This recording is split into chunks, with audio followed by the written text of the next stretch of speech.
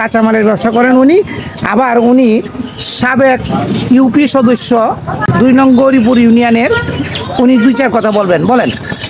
প্রিয় গরিপুরবাসী, আসলে মানুষ রিজেকের দ্বারা রিজেকের জন্য অনেক কষ্ট করে এসিলেন মহোদয় আমাদেরকে বুঝিয়ে এখানে নিয়ে আসলো, আর আমরাও সরকারি বিধি মোতাবেক এখানে চলে আসলাম।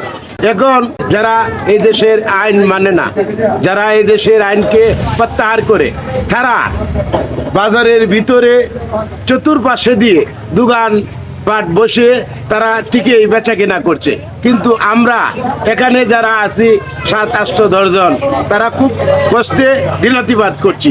তাই আমি মাননীয় পৌর প্রশাসক মহোদয়ের কাছে আমার আকুল আবেদন, হয় এক জায়গায় নির্ধারিত সকলকে করে দেন, না হইতে আমাদেরকে বলেন, আমরা প্রয়োজনে ব্যবসা করব না। কারণ লস, কাঁচামালের ব্যবসা লস পচে ফেলে দেওয়া হয়, আর কত দেব?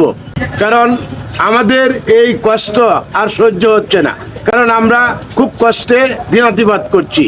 কারণ আপনাদের আইন আমরা মেনেছি, যারা আইন মানেনি কিন্তু তারাই এই দেশ স্বাবলম্বী হচ্ছে, আর আমরা যে সরকারি আইন মেনেছি আর আমরা এই দুর্ভোগ ভোগ করতে হচ্ছে।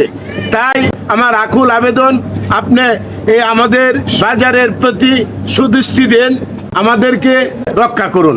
এ বলে আমার কথা এখানেই শেষ করলাম। আসসালামু আলাইকুম। ওয়ালাইকুম আসসালাম।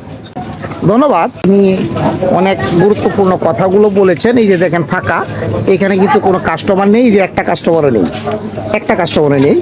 হ্যাঁ, এই যে এই অবস্থা, যদি মানুষ তো এখানে পৌরসভায় যেহেতু অনেক মানুষ বসবাস করেন, প্রত্যেকেরই কিন্তু কাঁচামাল লাগে, কিন্তু আজকে ওই যে বাজারের মাঝখানে আইন পরিপন্থীভাবে যারা ব্যবসা করছেন ওনাদের কারণে কিন্তু এইখানে কিন্তু কেউই আসেন না।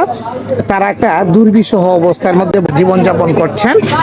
এমনকি এই দুমুঠো ভাতের জন্য কিন্তু প্রত্যেকেই কষ্ট করে, তারা যেমন আর কি অসহায়ের মতো তারা এখানে বসে আছেন। ধন্যবাদ সকলকে। আসসালামু আলাইকুম।